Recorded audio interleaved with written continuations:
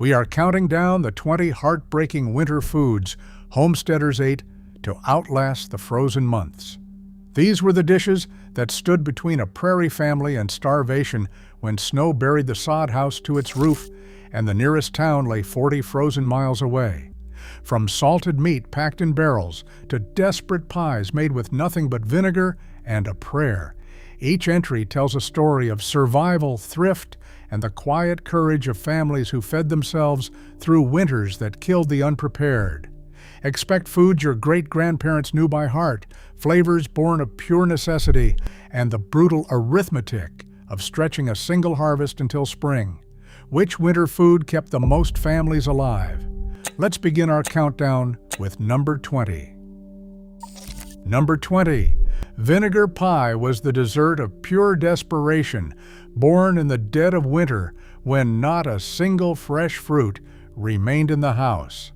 By February, on the Great Plains, the apples were gone, the berries long since eaten, and a mother who wanted to give her children something sweet had almost nothing to work with. So she reached for what she had: flour, sugar, a spoonful of vinegar, and an egg if a hen was still laying through the cold. The vinegar mimicked the tartness of lemon or apple, fooling the tongue into thinking it tasted fruit. Poured into a lard crust and baked in a wood stove, it came out trembling and pale gold, a small miracle conjured from a near-empty pantry. Children rarely questioned where the flavor came from. They only knew that for one evening, in the heart of a killing winter, there was pie on the table. It was thrift, dressed up as a treat, and proof that even hardship left room for a little sweetness.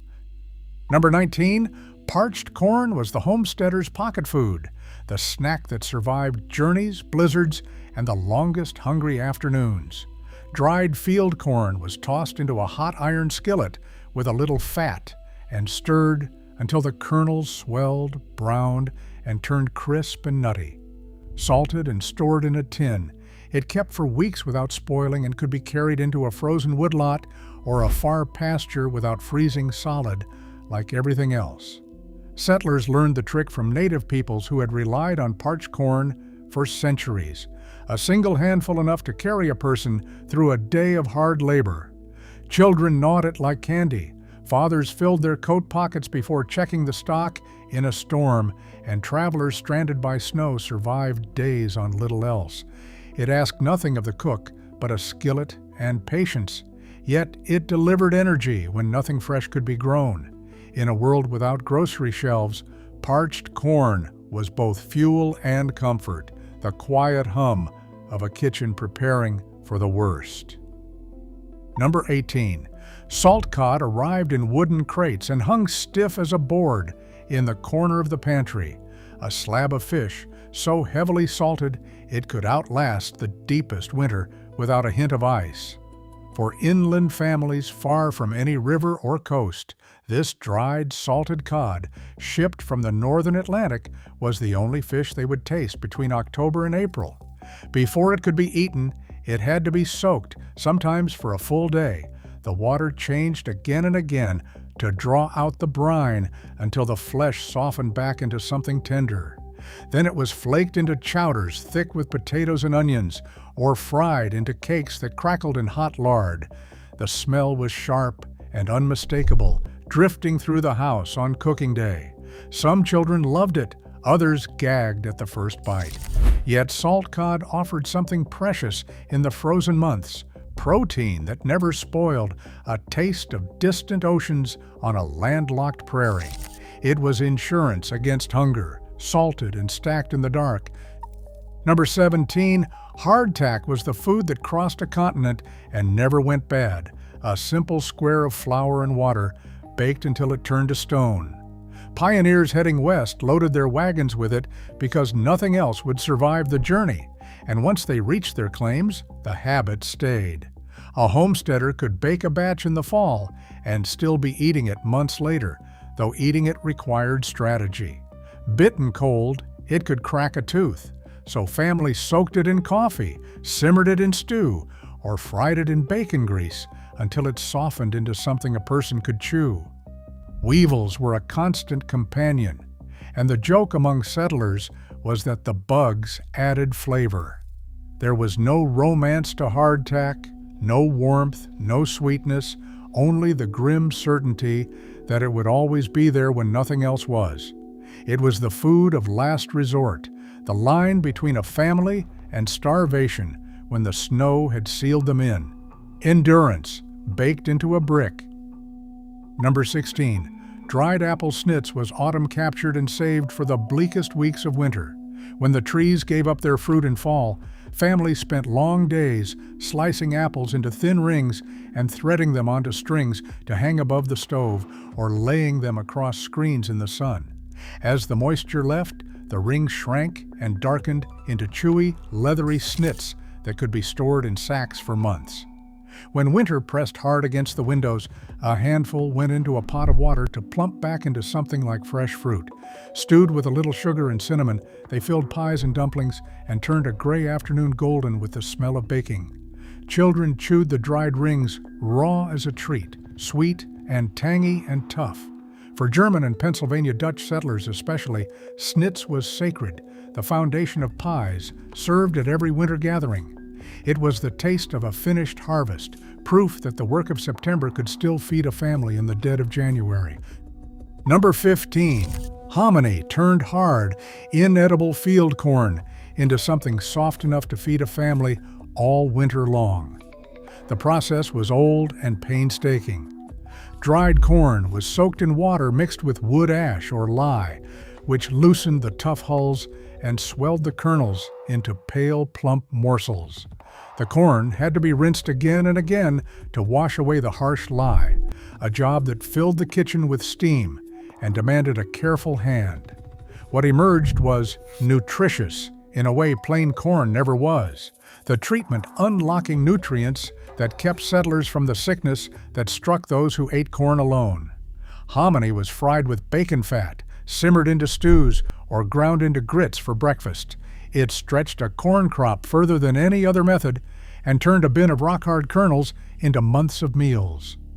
Native peoples had perfected it long before settlers arrived, and the homesteaders who learned it survived where others sickened. It was chemistry born of necessity, a quiet act of transformation in a cabin kitchen. Number 14. Pickled pig's feet appeared on the table after hog butchering day, when nothing from the animal could be wasted and even the trotters earned their place. After the fall slaughter, the feet were scrubbed and simmered for hours until the meat and gristle grew tender, then packed into crocks and covered with spiced vinegar.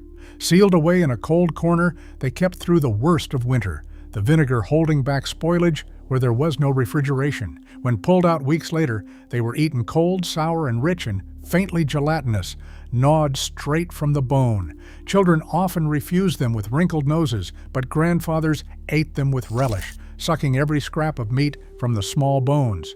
There was a stubborn pride in it, a refusal to throw away a single edible part of a creature that had cost so much to raise and feed. Pickled pig's feet were thrift made visible, a jar of sour comfort that turned the humblest part of the hog into food that lasted. Number 13. Boiled bag pudding was the dense, filling dessert that hung over a pot of bubbling water and slowly steamed itself into something warm and sweet. With ovens unreliable and fuel precious, a homestead mother could tie up a pudding of flour, suet, and whatever dried fruit she had into a floured cloth bag and lower it into boiling water alongside the day's other cooking. Hours later, the bag came out swollen and heavy, the pudding inside dark and moist, fragrant with molasses or a few hoarded raisins. Turned out steaming onto a plate and drowned in a thin sweet sauce, it landed in the belly like ballast, enough to carry a working man through a freezing night. The suet, rendered from the fall butchering, gave it richness and calories that families burned fast in the cold. Children waited by the stove for the bag to be untied, the steam rising like a small reward. It was thrift turned festive, a dense and humble pudding that made a hard winter evening feel for a moment like a celebration. Number 12. Sauerkraut filled the largest crock in the cellar and provided something almost impossible in winter, a vegetable that stayed crisp, tangy, and alive for months. In the fall, families shredded heads of cabbage by the bushel, packed them into stone crocks with salt, and weighed them down to ferment. Slowly, in the cool dark, the cabbage soured and transformed, the salt and time preserving it where freezing or canning could not. By midwinter, when the root cellar held little more than potatoes and turnips, a ladle of sauerkraut brought sharpness and life back to the table. German and Eastern European settlers swore by it, serving it beside salt pork and sausage, and many credited it with keeping their families healthy through the long, sunless months. The smell, sour and pungent, announced itself the moment the crock was opened. Some could not stand it, but those raised on it craved its bright bite against the heaviness of preserved meat. Sauerkraut was fermentation as survival, a crock of pale gold that held the last green crunch of summer deep into the frozen heart of the year. Number 11. Head cheese, often called souse, was the most unsettling triumph of butchering day, a loaf of meat conjured from a hog's head and held together by its own natural jelly. After the slaughter, the head was simmered for hours until every scrap of meat fell away. Then the bits were picked clean, seasoned hard with pepper, sage, and vinegar, and pressed into a pan. As the rich gelatinous broth cooled, it set firm, suspending the meat in a trembling, sliceable loaf. Eaten cold on bread with a smear of mustard, it carried a sharp, porky flavor that divided every family that made it. Children stared at the jellied slices with suspicion, while the old folks ate it with deep satisfaction, knowing it represented the last useful part of an animal too valuable to waste. The making of it was a ritual passed from mother to daughter, each household guarding its own balance of spice. Souse was thrift pushed to its absolute limit, a cold loaf of resourcefulness that proved nothing on the homestead was ever truly thrown away. Number 10. Cracklings and lard were the golden harvest of hog butchering day, the foundation that flavored an entire winter of cooking. As the fat was rendered down in great iron kettles over outdoor fires, it melted into clear, precious lard, ladled hot into crocks, and stored as the cooking grease that would last until spring. Lard fried the eggs, shortened the biscuits, sealed the preserved meats, and greased every pan in the house. But the prize was what was left behind, the cracklings, those crisp browned bits of fat and skin that floated to the top of the kettle.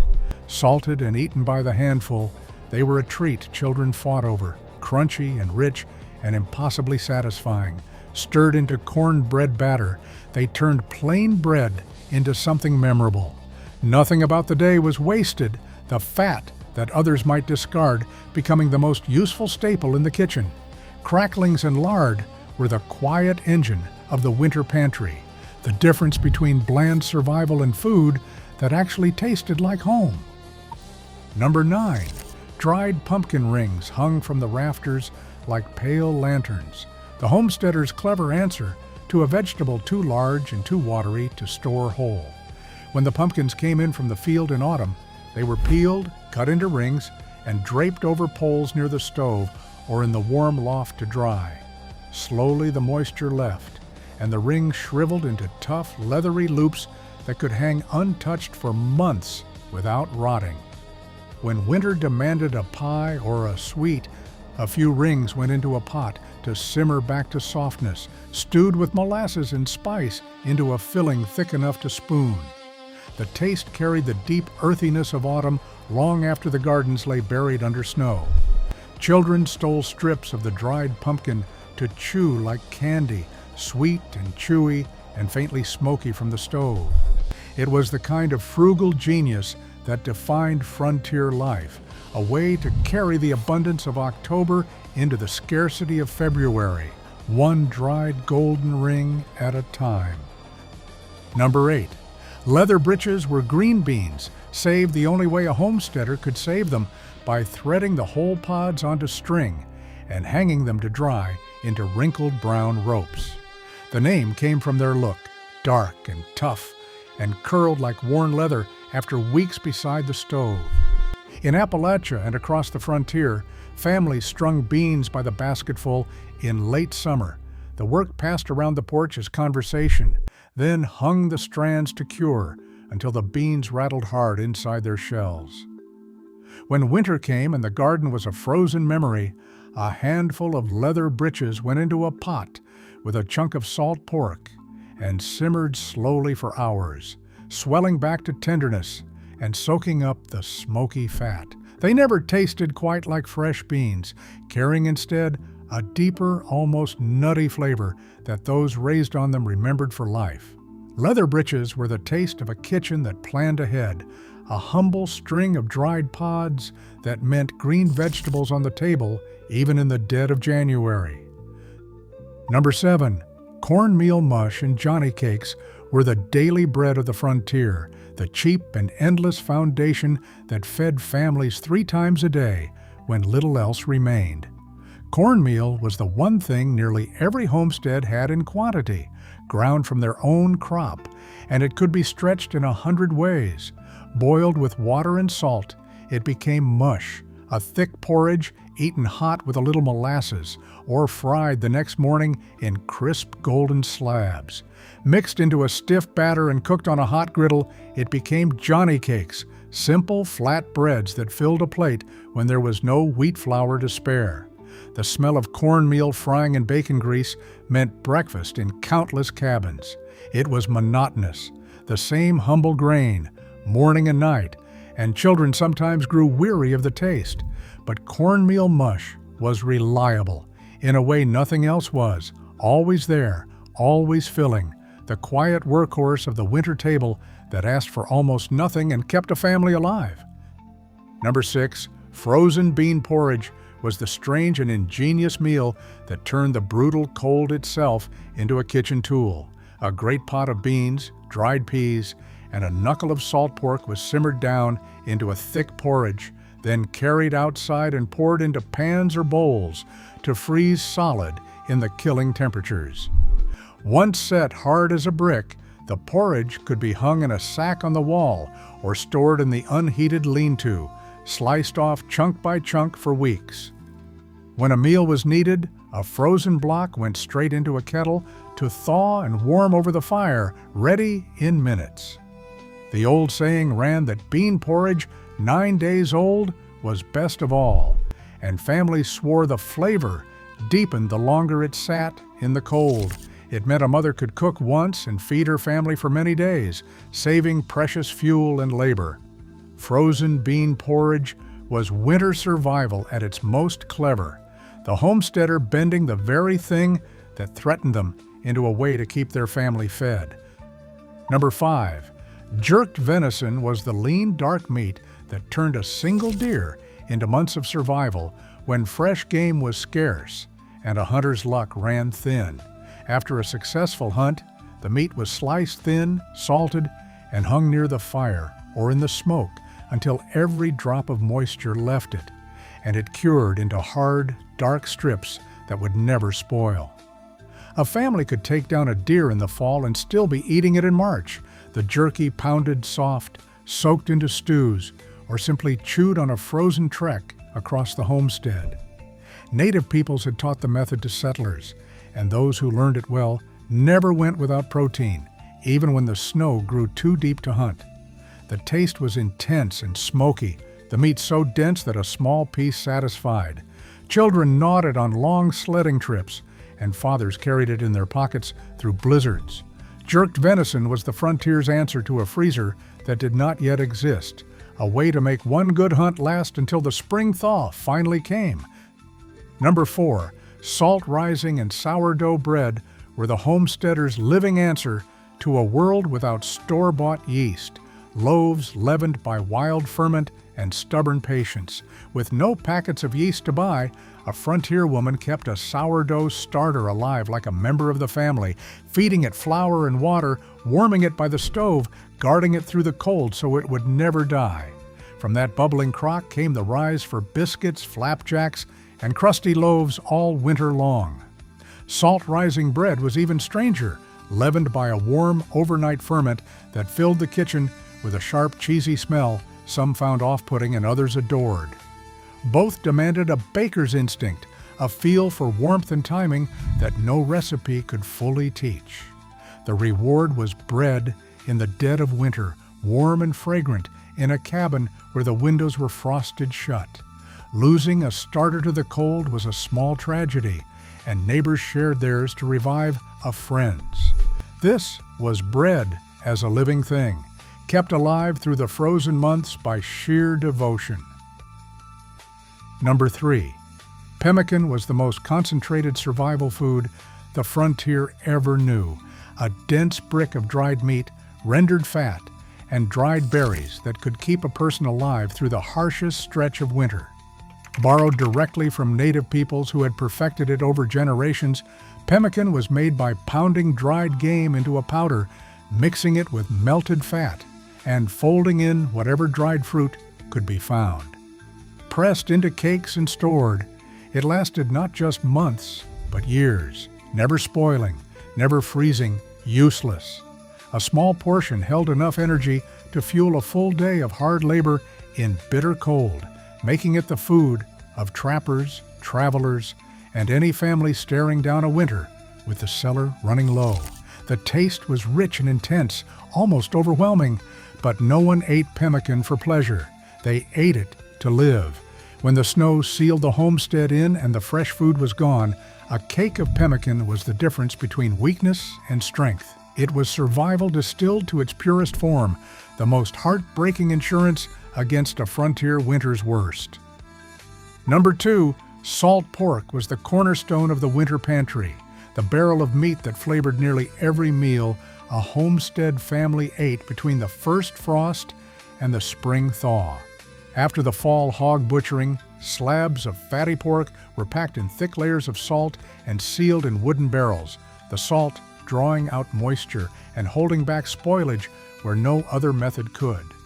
Through the dead of winter, a family reached into that barrel again and again, slicing off pieces to fry for breakfast, to flavor a pot of beans, to render down for grease, or to simmer with dried vegetables into something filling. It was intensely salty, often soaked before cooking to make it bearable, but it carried a family through months when no fresh meat could be had. The drippings alone seasoned everything else on the table. A full pork barrel in November meant a family would not go hungry, and an empty one by February meant fear. Salt pork was the quiet foundation of frontier survival, the single most dependent upon food in the long fight against winter.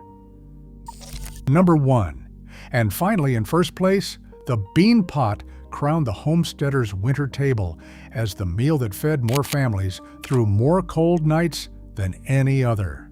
Dried beans were the perfect frontier food. They were cheap, plentiful, and able to store all winter in a sack without spoiling. Nearly every cabin kept a heavy pot of them simmering near the fire. Soaked overnight, then cooked low and slow for hours with a chunk of salt pork and a spoonful of molasses. The beans turned soft and rich, the pork melting into them, the whole pot filling the house with a smell that meant warmth and safety. It was the meal a mother could start in the morning and serve at dusk, asking only beans, fat, and patience, yet feeding a hungry family until every plate was scraped clean. Children grew up on it. Fathers came in from frozen chores craving it. The pot was simply refilled and set back over the coals for the next day. The bean pot was thrift, nourishment, and comfort all at once, the steady heartbeat of a kitchen that refused to let winter win. More than any other dish on this list, it was the food that kept the homestead alive. From the desperate sweetness of vinegar pie to the steady, life-giving bean pot at the very top, these 20 foods tell the story of families who turned scarcity into survival and refused to let the frozen months defeat them. Every barrel of salt pork, every string of dried beans, every brick of frozen porridge was an act of foresight and love. They did not just survive winter, they outlasted it, one humble meal at a time. If you made it to the end, drop a comment with which food surprised you most, and let me know which one you would brave a frontier winter to try.